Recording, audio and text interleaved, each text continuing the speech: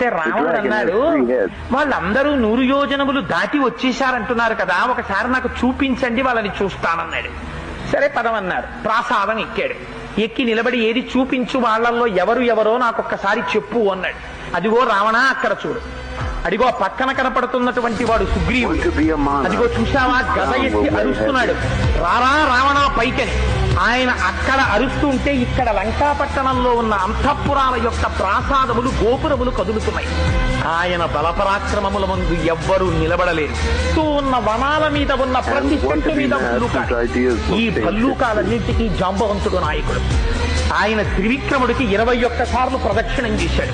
అంతటి అపారమైన శక్తి ఉన్నవాడు జాంబవంతుడు. అదిగో ఆ మధ్యలో నిలబడినటువంటి వాడు హనుమ. ఆయన బంగారు శరీరంతో మెరిసిపోతుంటాడు. ఆయనకి బ్రహ్మగారి వరం ఉంది. ఆయన ఏ అస్త్రశస్త్రములకు కట్టుబడడు. ఆయన ఒక్కడే ఈ లంకాపట్టణాన్నంతటినీ తిరగదొయ్యాలని ఆలోచన చేస్తున్నాడు. ఎంత తీవ్రమైనటువంటి నేత్రములతో లంకవంక చూస్తున్నాడో చూడు రావణ.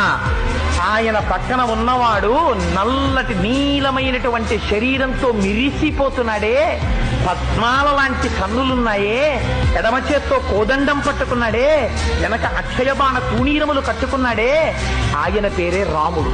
ఆయనే జనస్థానంలో 14,000 మంది రాక్షసుల్ని ఒక్కడే కొట్టాడు రావణ. ఆ రాముడి ఇవాళ వచ్చేశాడు లంకాపట్టణం మీదకి. ఇంకా నువ్వేమి యుద్ధం చేస్తావో ఆలోచించుకో. ఆయన బహిప్రాణం లక్ష్మణుడు. ఆయన నిరంతరం అన్నగారిని కంటిని కనురెప్ప కాపాడినట్టు కాపాడుతుంటాడు. రామతుల్యమైన పరాక్రమం ఉన్నవాడు. ఎన్ని అస్త్రశస్త్రములు రాముడికి తెలుసో అన్ని లక్ష్మణుడికి తెలుసు. వాళ్ళ కోదండము నుండి ఆ బాణములు వినిర్ముక్తమైతే కాపాడగలిగిన వాడు వేరొకడు ఉండడు. అటువంటి రామలక్ష్మణులు ఈ సైన్యము అంతా వచ్చింది అని దాన్ని చూసి పొంగిపోయి ఓహో కామెంటరీ చెప్తున్నాడు.